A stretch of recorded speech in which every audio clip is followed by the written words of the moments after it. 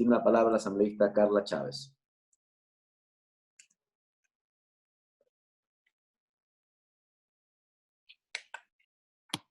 Hola. ¿Me escucha, presidente? Gracias, señor presidente. Un saludo cordial a los colegas asambleístas.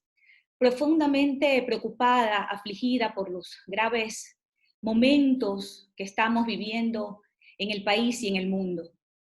Mi solidaridad para las víctimas, para sus familias, para los pacientes que han sido diagnosticados con este virus, para los médicos, enfermeras y personal sanitario, mi felicitación, ya que ellos están en primera línea combatiendo esta pandemia. De igual forma, para la Policía Nacional y Fuerzas Armadas, para los trabajadores públicos, privados, que todos los días arriesgan su salud, su vida e integridad para proveernos a los ecuatorianos con seguridad, servicios públicos, alimentos y medicina. Lastimosamente, señor presidente, colegas asambleístas, el Ecuador, de acuerdo con la Organización Mundial de la Salud y la Johns Hopkins University, ocupa el segundo lugar de infectados con coronavirus en Latinoamérica después de Brasil. ¿Cómo es posible que un país que territorial y demográficamente es reducido puede tener tantos casos? ¿Cómo es posible que solo la provincia del Guayas tenga más casos que países enteros como Colombia, Argentina, Paraguay o Uruguay? ¿Qué está pasando con el Estado? ¿No actúa a tiempo, ejerciendo el control y el seguimiento correspondiente? Señor presidente, colegas asambleístas, al coronavirus y sus efectos sanitarios, económicos, fiscales, sociales y laborales no se lo combate con meros anuncios o buenas intenciones, sino con acciones contundentes, recursos económicos y voluntad política. Las acciones para combatir esta pandemia no deben reducirse a presentaciones de PowerPoint, ruedas de prensa virtuales o disposiciones a través de Twitter, sino que debe formularse una verdadera política pública y una adecuada asignación de recursos que realmente permitan combatir este flagelo social que está afectando a la salud de la familia ecuatoriana, que afecta al bolsillo de esa madre o padre de familia que no saben si van a tener cómo parar la olla para alimentar a sus hijos porque viven del día a día, que afecta a la educación de los niños más pobres, de los sectores rurales, que no tienen una computadora que les permita acceder a clases virtuales, y que afecta al comerciante, que no podrá llegar a fin de mes para pagar la nómina de sus empleados. Como vemos, el problema es sistémico y requiere de acciones contundentes desde todos los niveles de gobierno. Varios analistas económicos, de esos que son reencauchados de los años 90, quieren pescar a río revuelto en esta crisis y proponer una agenda personal y de ciertos organismos internacionales para privatizar las empresas públicas, rebajar sueldos y despedir a servidores públicos, entre ellos médicos, enfermeras, personal de salud, que hoy están dando la vida por atendernos y por salvarnos. Tomarse por asalto las instituciones que controlan la política económica, fiscal y financiera del Estado, como fue ya la pretensión el año pasado. Estos analistas económicos son los mismos que sugieren al gobierno que prefiera pagar la deuda externa que se vence este mes y tratar de bajar en algo el riesgo país en lugar de destinar esos más de $1.000 millones a combatir esta emergencia sanitaria, esta pandemia que está afectando a los ecuatorianos. Para ellos vale más un historial crediticio que la vida y salud de los ecuatorianos. ¡Cuánta indolencia! He quedado absorta, y lo tengo que decir, al ver cómo el ministro de Finanzas prioriza pagar los montos de los capitales a los tenedores de bonos con el cuento de que esa manera le va a permitir negociar la llegada de más recursos.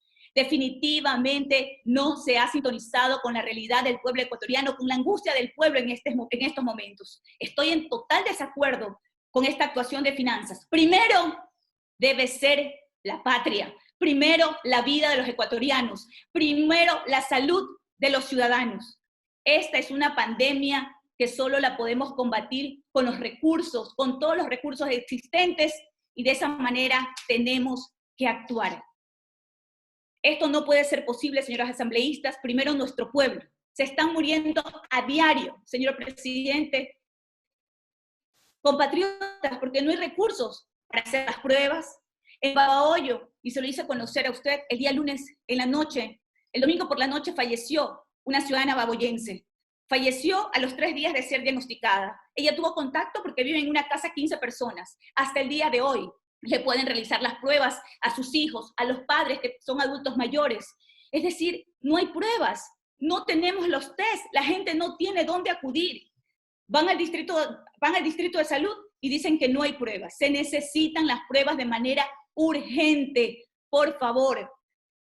No hay pruebas, no hay equipos de protección para nuestros médicos y enfermeras, no hay medicinas. Se tiene que priorizar. Nuestra gente muriendo, nuestra gente no puede esperar, el pueblo sin poder trabajar, sin medicina, sin comida. Tenemos que parar esto y de esta manera el Estado tiene que actuar. Ahora bien, en un sentir plural, democrático y apegados a una experiencia ciudadana, esta Asamblea Nacional como primer poder del Estado, representada por los 137 asambleístas de las 24 provincias del Ecuador y de todas las fuerzas y tendencias políticas, hemos sugerido que el gobierno nacional suspenda temporalmente el pago de la deuda externa a los acreedores internacionales y renegocie los términos de dichos contratos, para que estos fondos sean destinados a superar las crisis, para que estos fondos sean destinados para pagar sueldos a médicos y personal sanitario, para que se compren las pruebas, mascarillas, guantes e insumos que sean necesarios para poder dotar a los hospitales. Porque tenemos que también dar oportunidades de financiamiento a los pequeños y medianos empresarios para que no quiebren y no perjudiquen a los trabajadores. Ya que me he referido a los recursos públicos destinados al sistema de salud, me duele como ciudadana, señor presidente, que el gobierno nacional y sus ministros estén tomándonos el pelo a los ecuatorianos. En una semana nos dicen que comprarán 2 millones de pruebas para el COVID-19 y a semana siguiente nos digan que no, que solo serán 200.000 pruebas.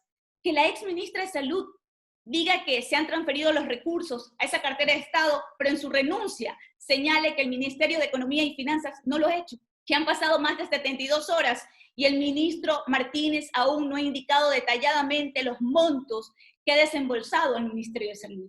En dicho contexto, señor presidente, colegas asambleístas, es imperativo que desde esta Asamblea Nacional se realice la fiscalización correspondiente, porque en esta crisis no se puede jugar con la confianza que el pueblo ha depositado en las instituciones y sus funcionarios. ¿Qué puede esperar la ciudadanía si los ministros, en lugar de hacer su trabajo, se dedican a tirar lodo con ventilador y a desmentirse entre unos y otros? Ya en el ámbito legislativo, señor presidente, colegas asambleístas, tenemos un reto y un trabajo fuerte para superar las secuelas que dejará esta emergencia sanitaria. Debemos generar las garantías para proteger el trabajo de los ciudadanos, remisiones y condonaciones tributarias, préstamos y créditos para las pequeñas y medianas empresas, incentivos para que el capital extranjero invierta en el país, moratoria sobre ciertas obligaciones públicas y regulaciones para que los ciudadanos puedan refinanciar sus deudas con la banca pública y privada.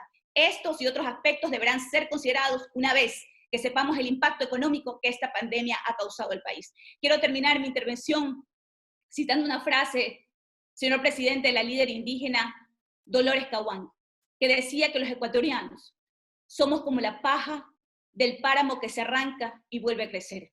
Las mujeres y hombres ecuatorianos somos gente trabajadora y con el coraje suficiente para levantar al país de las cenizas y hacerlo surgir 1 y 1000 veces. Con la bendición de Dios, primero con la bendición del Altísimo. Y juntos, unidos más que nunca, ahora lo volveremos a hacer.